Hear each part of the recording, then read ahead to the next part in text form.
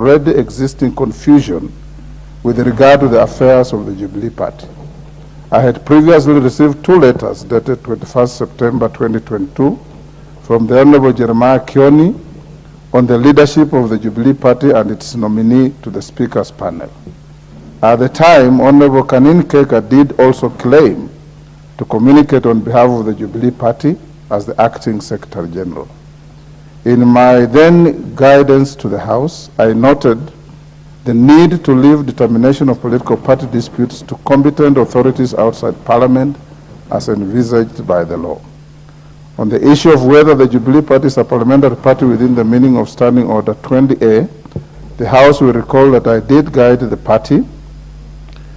Having 28 members clearly surpassed the threshold of 18 members required by the standing orders. I was, however, hesitant to wade into the recognition of the party on account of the lingering issue of the persons authorized to communicate with the Speaker with respect to the Jubilee Party. Unfortunately, honorable members, the confusion relating to the Jubilee Party did not abate. You will recall that in the communication of 8th June 2023, I noted receipt of a further flurry of communication said to be made on behalf of the Jubilee Party. I received further letters dated 4th May 2023 terminating the membership of the Honorable Chege and the Honorable Sabina Chege MP in the Jubilee Party. Members at the bar, take your seats. Take the nearest seats.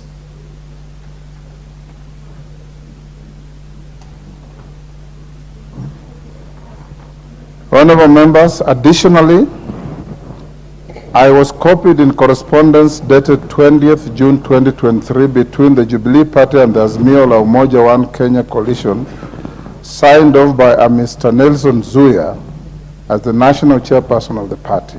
In the letter, Mr. Zuya urged that the Speaker refrain from effecting changes to House leadership and committee membership pending the determination of an alleged dispute between the Jubilee Party and the Azimio coalition. Honourable members, it is against this backdrop and a lack of clarification on the affairs of the Jubilee Party at the time that I again expressed my hesitation to recognize the party as a parliamentary party. Indeed, as members will further recall, I granted the minority party and the Jubilee Party a period of 30 days to allow them to put their affairs in order. Whereas it would seem that the minority party has concluded the matter of replacing its whip, the same cannot be said with regard to the affairs of the Jubilee Party and its members in the House. As at today, the question of who constitutes the bona fide leadership of the party, especially in the House, remains unclear. Honourable members, on the 13th of June 2023, barely a week after my last communication on this matter, the Honourable Samuel Arama again wrote on behalf of the members of the Jubilee Party, conveying names and signatures of 21 out of 28 members, expressing their support of the recognition of the party as a parliamentary party. In the past week, I have received 2 conflicting letters on the matter of the Deputy Minority Whip from the Jubilee Party. A rambling letter dated 20th October 2023 from the Honorable Jeremiah Kioni said to support the replacement of the Deputy Minority Whip is littered with insults and other unpalatable statements unworthy of my mention. The message in the letter is lost in its tone, which is obviously beneath the standard expected of a person who has sat in this honorable House. On 24th October 2023, I received yet another letter from the Honorable Joshua Kutunyi, who claims to be the party's Deputy Secretary General.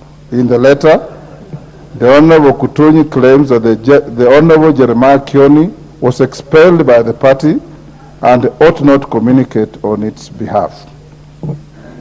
The letter contests the replacement of the Deputy Minority Whip on various grounds and alludes to aggrieved members of the Jubilee Party not having been afforded access to internal dispute resolution mechanisms to address their grievances.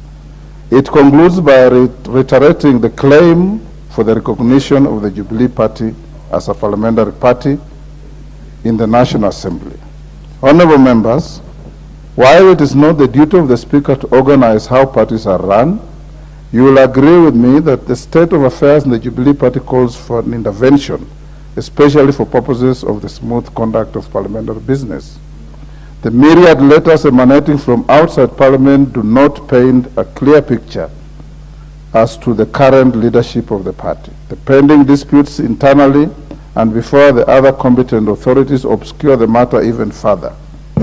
Honorable members, the confusion of the Jubilee Party has permeated the walls of this House and affected the transaction of parliamentary business.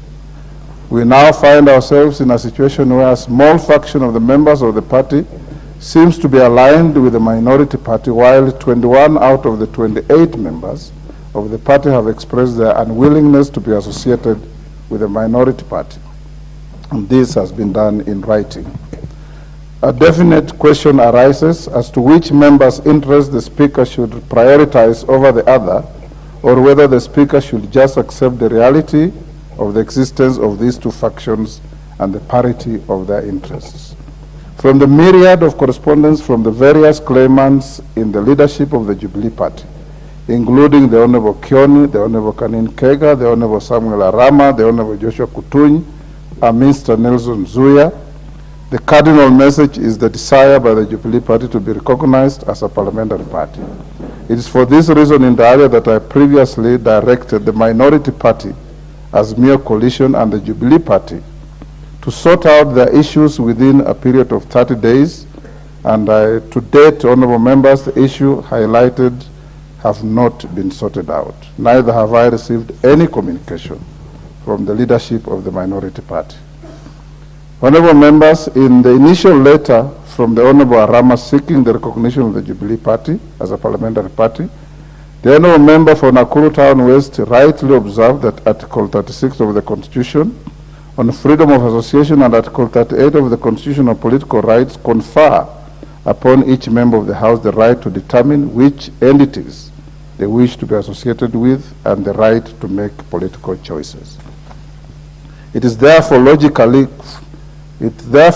follows that the current uncertainty with regard to the affairs of the Jubilee Party does not abode well for the continuity of the business of the House and the full participation of the members of the party in the House. Honorable members, Standing Order 20A governs the manner of recognizing parliamentary parties and designating party leaders and whips in the National Assembly. From my reading of the Standing Order, it allows a party or a coalition of parties that is not the minority or majority party to designate their leader, whip, and deputy whip upon recognition as a parliamentary party. Whereas the Standing Order notes that the whips of such party are appointed for purposes of the transaction of the business of the House, it is strikingly silent on the purpose to be served by having such a leader in the House. At the moment, I'm of the considered view that apart from creating unnecessary confusion, allowing the existence of a leader other than the leader of the majority party, or the leader of the minority party would be an affront to the constitutional underpinning and recognition of the majority party and the minority party. Honorable members who served in this House before the promulgation of the current constitution and who are well versed with the parliamentary traditions bear testament to the fact that a party that is not the majority or minority party in a presidential system, or which is not in government or the official opposition in a parliamentary system, is normally afforded minimal facilitation by the House. At most, such a party is only entitled to a whip. Honorable members, before making my determination on this matter, I would like to draw the attention of the House to a press statement that was recently issued by the minority leader in company of his deputy on this subject. I shall not reproduce the contents of the statement made by the member for Gunja, issued after the sitting of the House on Thursday last week because of their unpalatable nature. I will only note that it is unfortunate and highly regrettable that the leader of the minority party chose to publicly cast aspersions on valid parliamentary processes, even after he and his deputy had separately visited my chambers and held a very cordial discussion with me on this pertinent matter. Honorable members, the distinguished members ought to have known that unlike the previous court orders in this matter, which would be validated through the e-filing system, the order for dismissal was manually extracted and served on the Speaker by the leader of the minority party. From our own records, there also existed doubt on whether the House was represented by counsel at the time the ruling was delivered. The leader of the minority party may have been unaware that I was only formally briefed on the developments of this matter on Thursday, 19th October 2023, upon verification of the status of the matter. It is incumbent upon me as your Speaker to ensure that any adverse actions I take are valid, justified, and lawful, and in this respect I am enjoined to satisfy myself with regard to the authenticity of any information that I convey to this House. Honourable members, I expect the leadership of the House to conduct themselves with decorum and respect for the high office that they have been entrusted with. In this regard, the conduct and statements attributed to the leader of the minority party, including the wild aspersions cast on the person of the Speaker, leave a lot to be desired and are a stain on the privilege and prestige of the institution of Parliament. The Speaker takes a very dim view of this kind of unproductive and unhelpful conduct. Honourable members, going back to the matter at hand, you will recall that my predecessor, Speaker Kenneth Marende, was faced with a similar situation in April 2009 during the 10th Parliament. At the time, President Kibaki had appointed his Vice President as the leader of government business in this House, which prompted the then Prime Minister to write a letter to the Speaker appointing himself to the same position. This resulted in an impasse that threatened to paralyze parliamentary business. In his ruling, honourable members, Speaker Marende broke the deadlock by adopting an interim measure that resulted in the chair of the House Business Committee being occupied by the Speaker. Additionally, the Speaker tasked the joint government chief whips to run the affairs of the government in the House and threw the ball back to the President and the then Prime Minister to solve the impasse. Honourable members, the Speaker will not shy away from the reality that two factions of the Jubilee Party are tearing each other apart and are unfairly dragging the Speaker into their wars of supremacy. However, to the extent that both factions collectively and separately have a stake in the conduct of parliamentary business, I'm inclined to exercise the powers conferred upon me by Standing Order Number 1 to facilitate the continuity of the business of the House until such a time as the competent authorities make a final determination with regard to the disputes relating to the affairs of the Jubilee Party. In summary, honourable members, I guide the House as follows: that there currently exists no bar against the decision made by the minority party to replace its deputy whip. Standing Order 20A5 requires the Speaker to convey a decision to replace a whip to the House. In this regard, the Honourable Mwenje MP forthwith replaces Sabina Chege MP as the deputy whip of the minority party. That to give effect to the provisions of Article 36 of the Constitution on Freedom of Association and Article 38 of the Constitution on Political Rights, which confer upon each member of the House the right to determine which entities they wish to be associated with and right to make political choices, order. The Jubilee Party is hereby recognized as a parliamentary party within the meaning of Standing Order 20A. This recognition does not in any way elevate it to or affect the status given to the majority party and the minority party by the Constitution and the standing orders.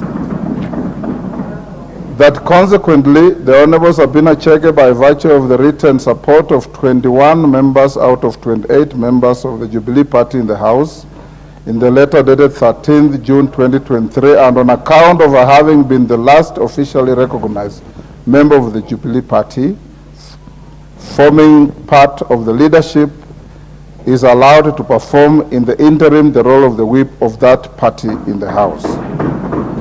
That the foregoing guidance is issued in the interim purely for purposes of facilitating the continuation of the business of the House until such time as the Speaker will be properly seized of the final determination of the matters relating the Jubilee Party